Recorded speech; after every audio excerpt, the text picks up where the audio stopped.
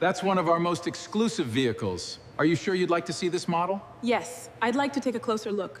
Yes, I understand. Thank you for confirming. Yeah. The payment has been successfully approved. Approved? Everything has been completed as requested. Thank you. I appreciate your assistance. Congratulations. Thank you for giving us another opportunity. Everyone deserves the chance. Chance to grow. I'll remember today for a very long time. The polished marble floor of Crestmont Luxury Motors reflected every crystal chandelier hanging from the 20-foot ceiling, making the Beverly Hills showroom sparkle like a palace built for the wealthy. Rows of Rolls-Royces, Bentleys, and Ferraris sat beneath spotless spotlights, each one more expensive than most homes. Sales associates in tailored black suits floated gracefully between affluent customers, offering champagne and rehearsed smiles. It was the kind of place where appearances opened doors long before words ever could. The large glass entrance slid open with a soft hiss. A woman stepped inside alone. She was black, somewhere in her late 30s, wearing a faded gray hoodie beneath a worn denim jacket, blue jeans, and clean but inexpensive white sneakers. Her dark curls were tied into a simple ponytail, and she carried no designer handbag, no luxury watch, no visible sign of wealth. To nearly everyone inside the showroom, she looked like someone who had wandered into the wrong building. Several conversations slowed. Two salesmen exchanged amused glances. One customer quietly raised an eyebrow before returning to his champagne. The woman didn't seem to notice. Or perhaps she simply didn't care. Her name was Vanessa Brooks, and her calm eyes moved slowly across the showroom until they rested on a deep midnight blue Rolls-Royce Phantom displayed beneath a circle of warm golden lights. She smiled softly, almost like someone greeting an old friend. Before she could take another step, a sharp voice echoed across the showroom. "Ma'am." The smile disappeared from the room before it ever reached her. Richard Collins, the showroom manager, approached with measured confidence. His perfectly pressed navy suit looked as expensive as the cars surrounding him. Silver hair framed a face that had spent decades deciding who deserved respect and who did not. He looked Vanessa up and down. Not discreetly. Deliberately. His eyes paused on her faded hoodie, then on her worn sneakers, then back to her face. His lips curled into a thin smile. "Can I help you?" Vanessa returned the smile politely. "I'd like to take a look at the Phantom."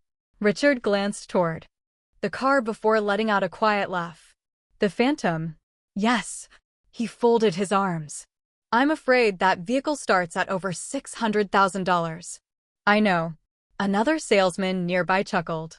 Richard leaned a little closer, lowering his voice just enough for everyone nearby to hear anyway. "You know, I think the used car dealership is 3 blocks east." A few customers laughed politely. Vanessa didn't react. She simply looked back toward the Rolls-Royce. "I'd still like to see it." Richard sighed dramatically, as though she had wasted something precious. Then he raised his voice.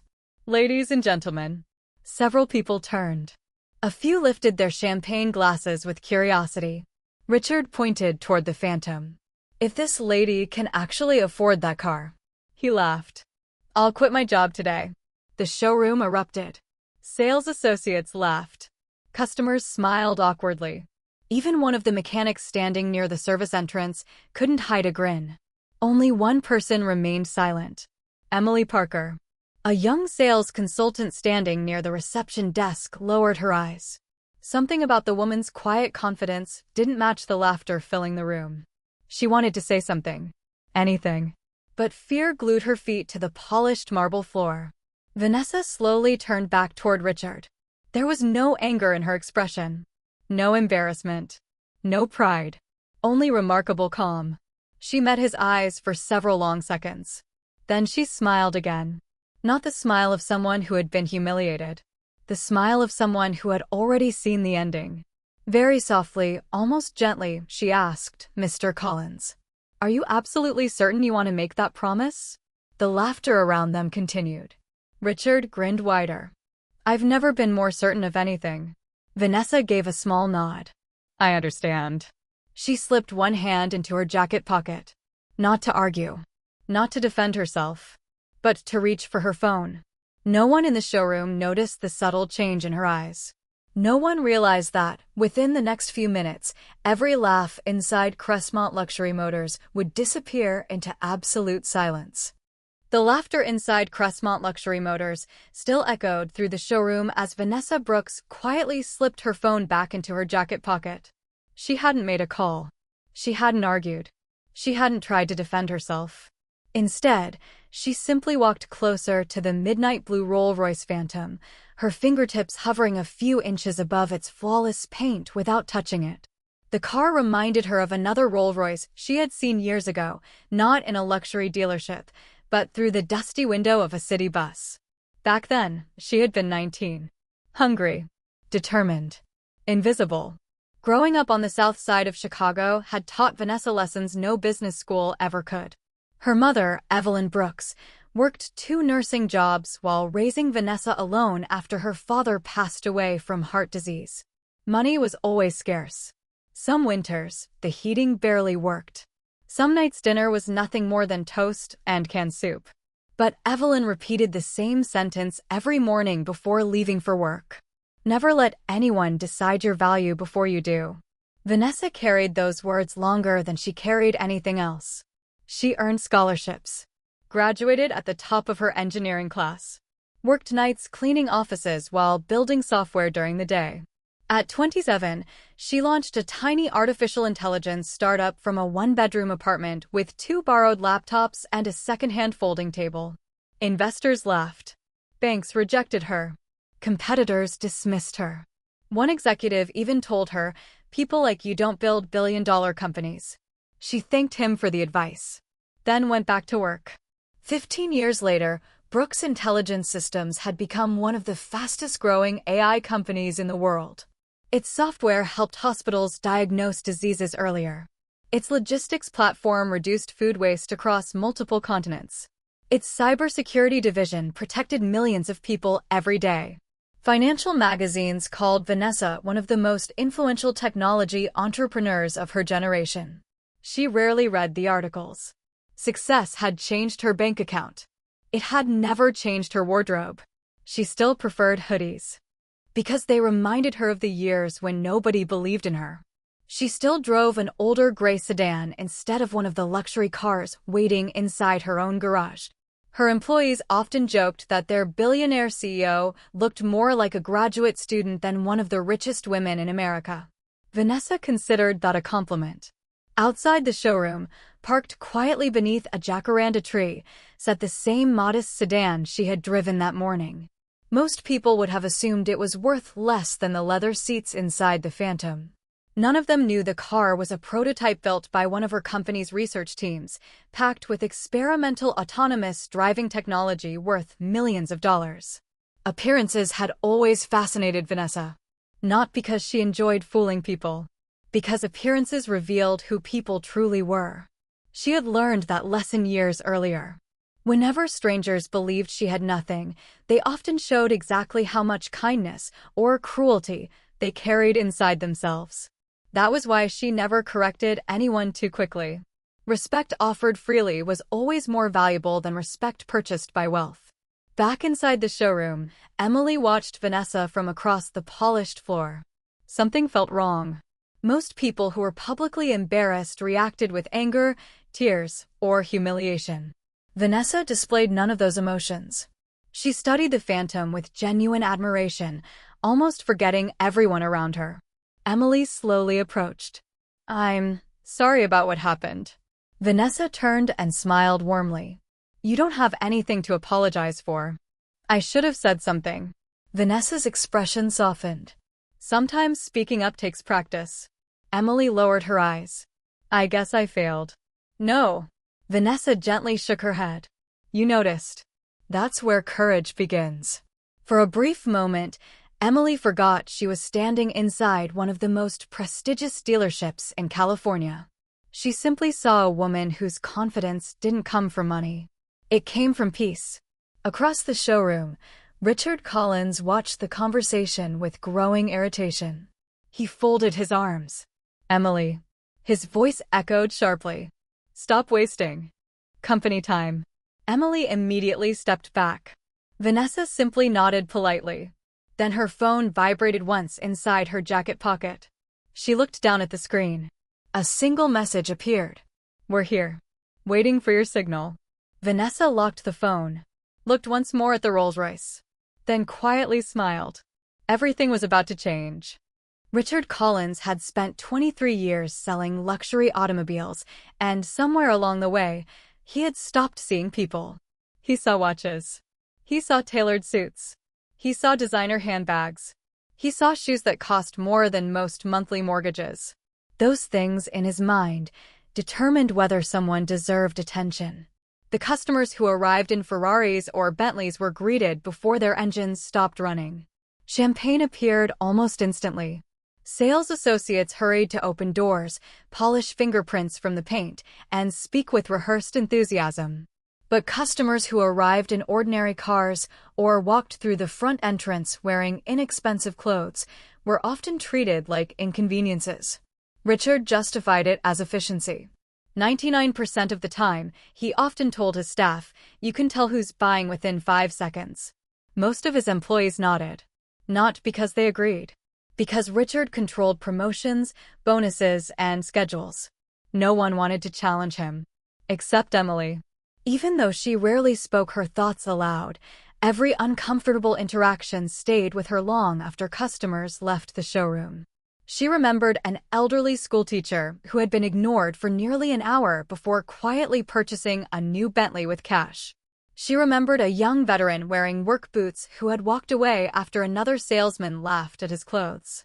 She remembered every embarrassed smile, every disappointed face, every customer who deserved better. Richard remembered only the sales numbers. Standing beside the reception desk, he watched Vanessa from across the showroom. She still admired the midnight blue Phantom as though she belonged there. That irritated him more than he cared to admit. Most people left after being humiliated. She hadn't moved an inch. One salesman chuckled. "Think she's waiting for someone?" Richard smirked. "I'm waiting for reality to catch up with her." More laughter followed. Across the showroom, Emily quietly organized paperwork while pretending not to hear. She noticed Vanessa standing completely alone beneath the chandelier. There was something unusual about the woman. She wasn't pretending to be wealthy. She wasn't trying to impress anyone. She simply appreciated the craftsmanship of the car. The leather. The polished wood. The elegant lines.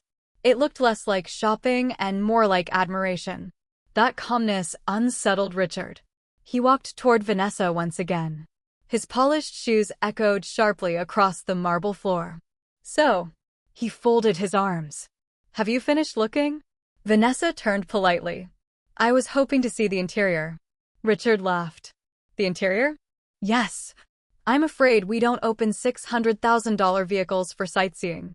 A nearby customer snickered. Richard continued. "These cars aren't museum exhibits. They're for serious buyers." Vanessa nodded thoughtfully. "I understand." For a moment, Richard expected her to leave. Instead, she asked another question. "Have you sold many Phantoms this year?" Richard straightened proudly. 7. They're reserved for people who appreciate excellence. Vanessa smiled. "I'm sure they are." Richard mistook her smile for surrender. He gestured toward the exit. "Perhaps next year. When things improve, you can come back." Several customers laughed again. Emily felt her stomach tighten. She could see the embarrassment on the faces of 2 older guests standing nearby. Neither of them laughed. One quietly looked away. Richard never noticed. He was enjoying the attention too much. At that moment, the showroom's glass entrance opened again. 3 people entered together. A sharply dressed attorney carrying a leather portfolio, a woman in an elegant navy business suit, and a tall man wearing a discreet black security earpiece. They didn't look around the showroom. They walked with quiet confidence, straight toward Vanessa. Richard frowned. Emily looked up from her desk. Every salesperson stopped talking. The attorney reached Vanessa first. Without saying a word, he handed her a slim folder.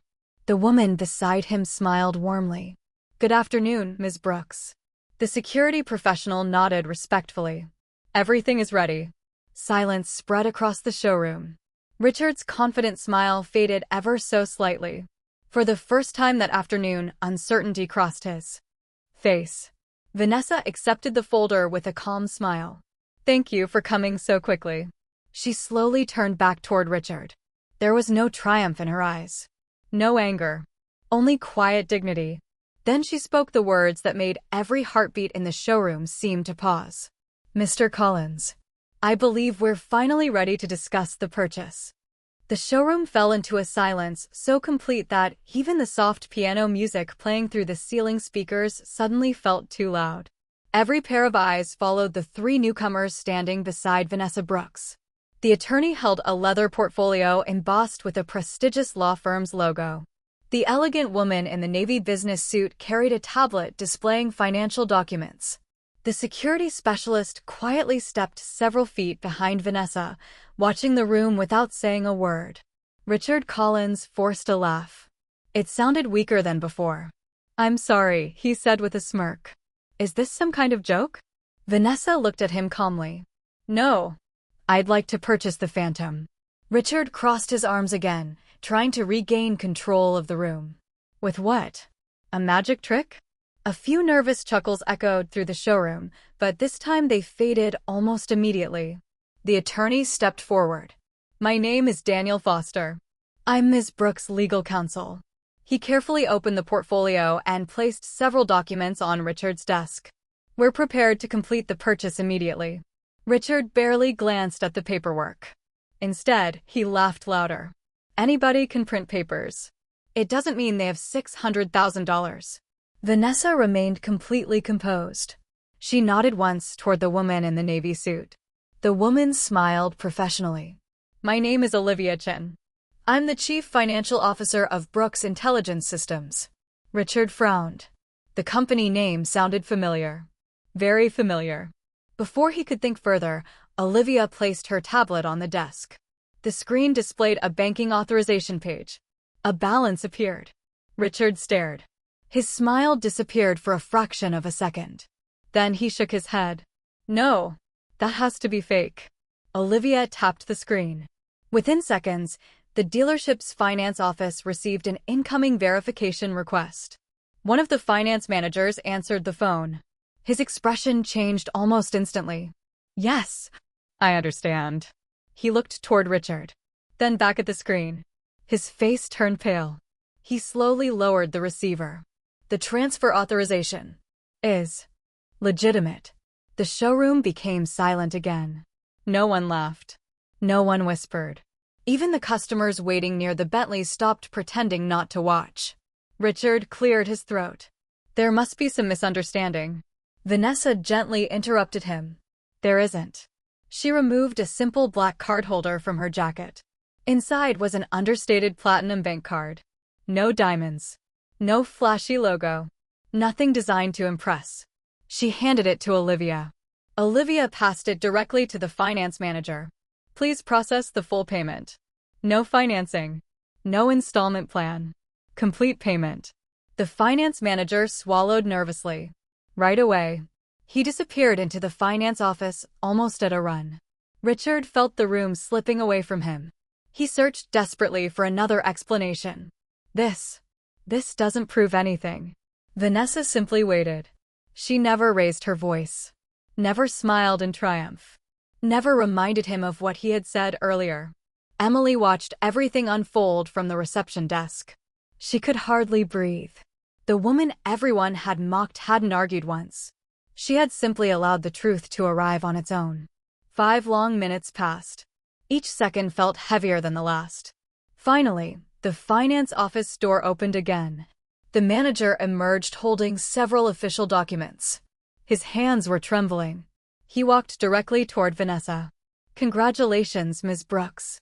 The payment has cleared. The Rolls-Royce Phantom is now officially yours. Nobody moved. Nobody spoke. Richard stared at the paperwork as though it belonged to another world. The customers who had laughed earlier slowly lowered their eyes. One salesman quietly stepped backward. Another removed his hands from his pockets, suddenly unsure where to look. Vanessa accepted the purchase agreement with a polite smile. Thank you. She signed the final page with smooth, practiced handwriting. Then she closed the folder. Only after everything had been completed did she turn toward Richard. She wasn't angry. She wasn't proud. She simply looked at him with quiet kindness. "Mr. Collins, you made everyone laugh today." A brief pause filled the showroom. Then she asked the question no one wanted to hear. "I believe you said, if you can afford this, I'll quit." She tilted her head slightly. "Do you still intend to keep your promise?" The silence that followed was heavier than any words Richard Collins had spoken all afternoon. No one answered Vanessa's question. Not Richard. Not the customers. Not even the sales associates who had laughed only minutes earlier. The only sound inside Crestmont Luxury Motors was the quiet hum of the air conditioning and the distant fountain outside the showroom entrance. Richard Collins stared at the signed purchase agreement lying on the polished desk before him. His own words echoed inside his head. Asterisk, if you can afford this. I'll quit today. Asterisk, when he had spoken them, they felt harmless. Funny. Even clever. Now they sounded like a verdict. His face lost its color. He looked around the showroom, searching for someone who might rescue him from the silence. No one met his eyes. The salespeople who had laughed moments earlier suddenly found the marble floor fascinating. Several customers quietly stepped away, embarrassed to have witnessed the humiliation. Emily stood near the reception desk, unable to believe what she had just seen. Vanessa had never argued, never insulted anyone, never demanded respect. She had simply let the truth speak for itself. Before Richard could force out another sentence, the showroom's main entrance opened once again. A distinguished gentleman in his early 60s entered with confident but unhurried steps. He wore a charcoal suit tailored to perfection, yet there was nothing flashy about him.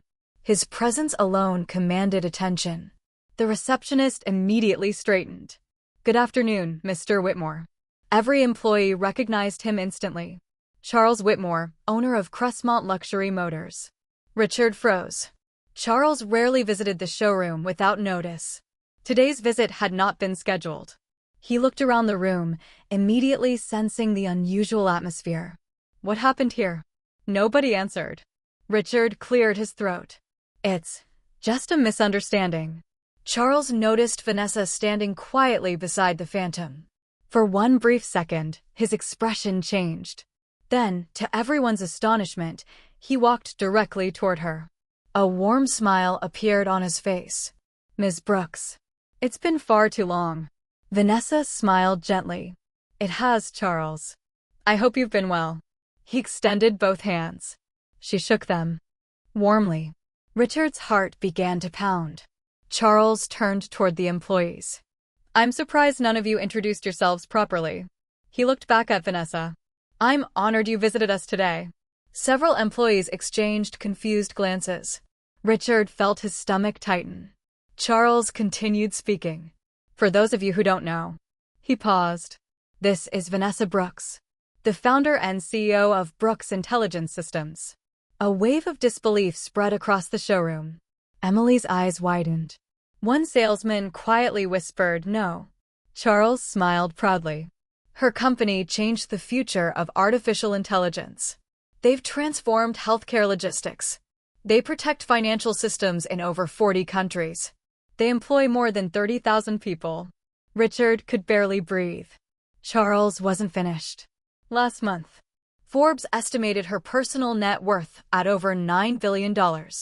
Complete silence. The words landed like thunder.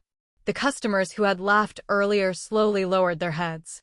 One elderly gentleman quietly removed his hat out of respect.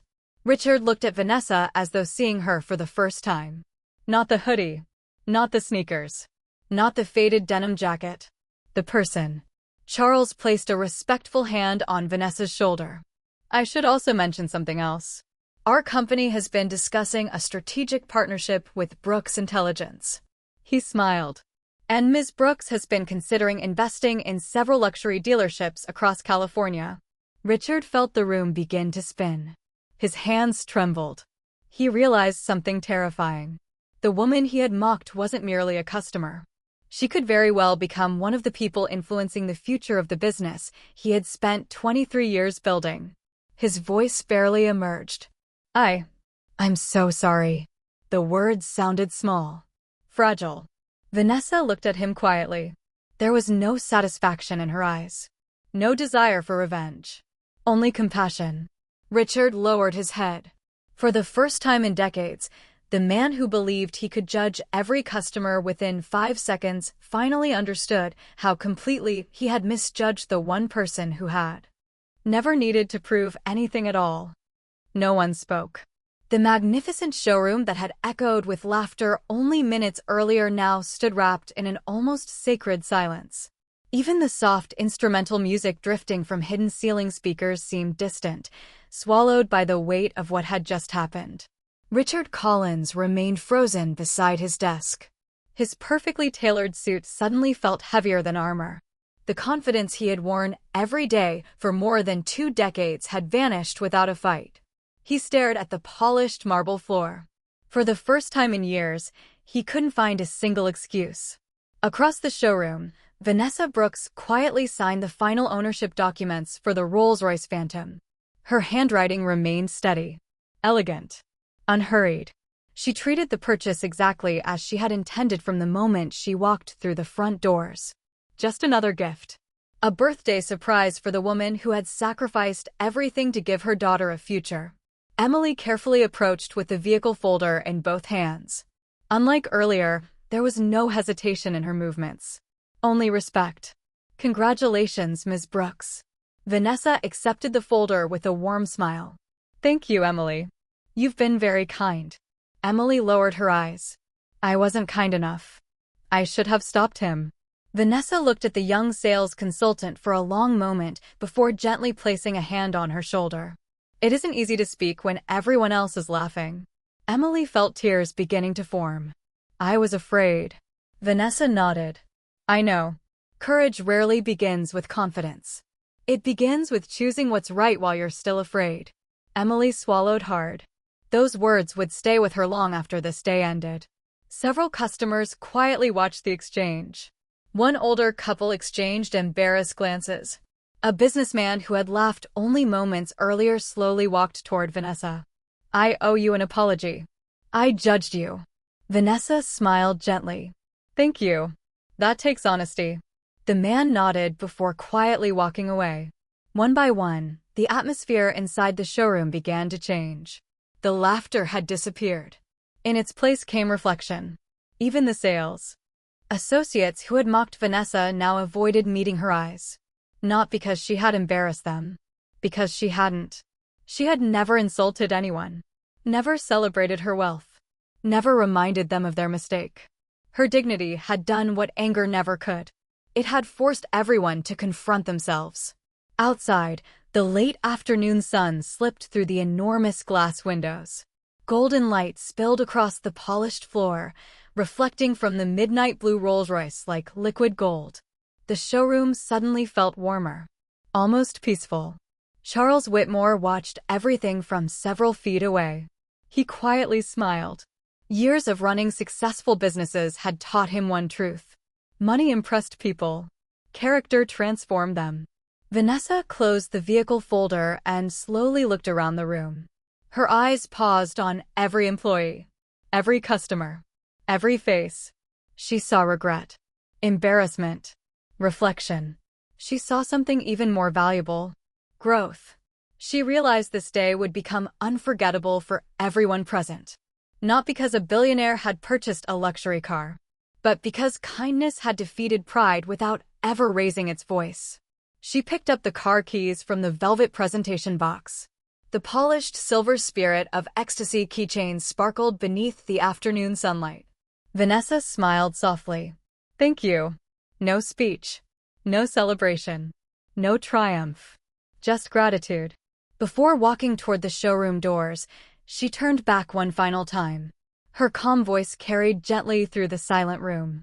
I hope the next person who walks through these doors is welcomed before they're judged. No one answered. No one needed to. Every person inside Crestmont Luxury Motors understood exactly what she meant. If this moment touched your heart, Remember that respect costs nothing, but it can change someone's life forever. Like this story, subscribe to the channel, and tell us where you're watching from. Sometimes, the greatest victories aren't won by proving people wrong, but by showing them a better way to see others. Vanessa smiled once more. Then she walked toward the sunlight, leaving behind a showroom that would never look at another customer the same. Way again.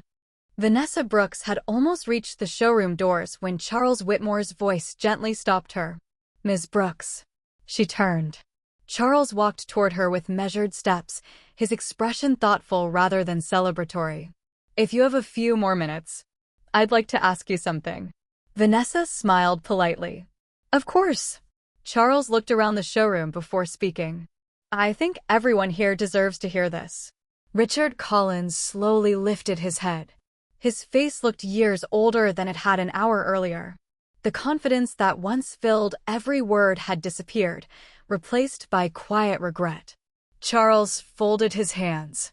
"As many of you know, Brooks Intelligence has been exploring partnerships with several luxury dealerships." He paused. Cressmont was one of the finalists. A wave of whispers spread through the showroom. Richard's heart skipped. Charles continued. "Our board hoped today's visit would help Ms. Brooks experience our customer service anonymously." Vanessa nodded. "I didn't want a special welcome. I wanted an honest one." Silence returned. Every employee understood the meaning behind those words. Richard slowly closed his eyes. Everything that had happened today had been completely real. No hidden cameras. No trap. Simply an opportunity. One he had destroyed himself. Charles sighed quietly. "I've spent 30 years building this company. But one afternoon," he looked around the showroom, "can reveal more about a business than 30 years of advertising." Richard stepped forward. His voice shook. "Ms. Brooks, I don't deserve another chance. I judged you. I embarrassed you. I embarrassed this dealership." He stopped for a moment, struggling to continue. "My father used to tell me, respect every customer because you never know their story. I forgot." His eyes filled with tears. "Somewhere along the way, I stopped seeing people. I only saw appearances." The showroom remained completely silent. Emily quietly wiped a tear from her cheek. Several customers lowered their heads. Vanessa studied Richard for several long seconds. She saw something different now. Not arrogance. Not pride. Only honesty. Real. Change rarely arrived with dramatic speeches. It usually arrived with painful truth. Vanessa slowly walked back toward him. Richard couldn't even look into her eyes. "I'm sorry," he whispered again. Vanessa spoke softly. "I believe you are." He looked up in surprise. She continued. "The question isn't whether you made a mistake. We all do. The question is, what will you become after today?" Richard couldn't answer. He simply stood there, listening. Vanessa smiled gently. "When I started my company, I hired people who believed in talent, not appearances. And sometimes, they made mistakes. I never asked whether they had failed. I asked whether they had learned." Charles watched quietly. Every employee waited. Vanessa turned toward him. "My decision hasn't changed." Charles raised an eyebrow. "You still want to move forward?" "Yes, but with one condition." The room held its breath. Richard looked stunned. Vanessa faced Charles. "I want Cressmont to become known as the most welcoming luxury dealership in California. No customer should ever be judged by clothing, skin color, age, or the car they arrive in." Charles smiled. "I think that's an excellent condition." Vanessa looked toward Emily. "I'd also like to recommend someone." Emily blinked. "Me?" Vanessa nodded. "You saw what was wrong. You wanted to help. Next time, I believe you will." Charles smiled warmly. "Emily Parker. Effective immediately. I'd like you to become our new customer experience supervisor." Emily covered her mouth. I don't know what to say." Vanessa laughed softly. "Just keep treating people the way you wished I had been treated today." Emily nodded through tears. "I promise." Richard looked at Vanessa with complete disbelief. You're not asking for me to be fired?" Vanessa slowly shook her head. "No. Being fired might change your job. I'd rather today change your heart. No one in the showroom moved. The silence returned once more. But this time, it wasn't filled with shame. It was filled with hope. For the first time in many years, Richard Collins understood that true leadership was not measured by the authority to judge others, but by the humility to admit when you were wrong and the courage to become someone better. The afternoon sun painted long golden reflections across the polished marble floor as the atmosphere inside Crestmont Luxury Motors transformed into something no one could have imagined only an hour earlier. The laughter was gone. So was the arrogance. In its place stood dozens of people quietly confronting the kind of lesson that could never be taught in a sales seminar or business school. Richard Collins remained standing before Vanessa Brooks. His shoulders, once squared with pride, now sagged beneath the weight of genuine regret. He took one slow breath before speaking again. "Ms. Brooks, I've been asking myself one question." Vanessa waited patiently. Richard looked around the showroom. "I've spent years believing I could judge a customer in 5 seconds. I thought experience made me wise." He gave a sad smile. "But today, I realized it only made me comfortable with my own assumptions." His voice cracked. "I wasn't just wrong about you. I was wrong about people." The words hung quietly in the air. Nobody interrupted. Charles Whitmore stepped closer, watching silently. Even the customers who had planned to leave remained where they stood. Everyone wanted to hear Vanessa's answer. She looked at Richard for several moments before speaking. "My mother worked double shifts as a nurse. Some days she came home wearing shoes held together with tape. People ignored her. Some even looked down on her." A gentle smile appeared on Vanessa's face. "But every night, she still prayed for those people." Richard lowered his head. Vanessa continued. "She taught me something I'll never forget. Never allow another person's ignorance to steal your kindness." Silence settled over the room once again. Emily quietly wiped away another tear. Several employees exchanged thoughtful glances. Vanessa stepped closer to Richard until they stood only a few feet apart. "I could ask Charles to fire you. He probably would." Charles nodded slightly. "I could end your career today." Richard swallowed hard. "I know, but that wouldn't make today meaningful." Richard slowly looked up. Confusion filled his face. Vanessa smiled warmly. "Punishment changes behavior. Understanding changes hearts." She extended her hand. For several seconds, Richard simply stared at it, almost as though he didn't believe he deserved the gesture. Finally, his trembling hand reached forward. They shook hands. The showroom remained completely silent. Not because anyone had been ordered to stay quiet. Because everyone instinctively understood they were witnessing something much greater than a business transaction. A young salesman standing near the Bentley display quietly began to clap. Then another customer joined him. Soon the applause spread naturally throughout the showroom. Not loud, not theatrical, simply sincere. Richard's eyes filled with tears. "I don't deserve this." Vanessa gently squeezed his hand once before letting go. "None of us deserves grace. That's why it's such a powerful gift." Charles smiled proudly. "I've negotiated billion-dollar contracts. I've attended meetings with world leaders. But I don't think I've ever witnessed leadership quite like this." Emily stepped forward carrying a small velvet gift box. "Ms. Brooks, we'd like you to have this." Inside rested a handcrafted crystal key holder engraved with the words, "Respect begins before judgment." Vanessa looked at the gift for several seconds, then smiled. "I'll treasure it." She closed the box carefully, not because of its value, but because of what it represented. Before walking toward the exit, she turned to face every employee one last time. "I hope the next person who walks through these doors never has to prove they're worthy of kindness." If this story touched your heart, remember to like, subscribe, and share it with someone who believes that compassion is never weakness. Tell us where you're watching from, and let this story remind us all that every stranger carries a story we cannot see. No one applauded this time. No one spoke. They simply watched Vanessa walk toward the sunlight. And somehow, the richest person in the room wasn't the billionaire walking away with a Rolls-Royce. It was every person who had just discovered that forgiveness could be more valuable than pride. The following Saturday morning arrived beneath a sky so brilliantly blue that it seemed impossible to believe the previous week's events had happened at all. The streets of Beverly Hills shimmered beneath warm California sunshine as the midnight blue Rolls-Royce Phantom glided silently through quiet neighborhoods. Behind the wheel sat Vanessa Brooks. Unlike most luxury car owners, she wasn't driving toward a business meeting, a red carpet event, or a private estate. She was driving home. Not to her mansion, but to the small brick house where everything had begun. The little home looked almost unchanged from her childhood. Fresh flowers lined the front porch.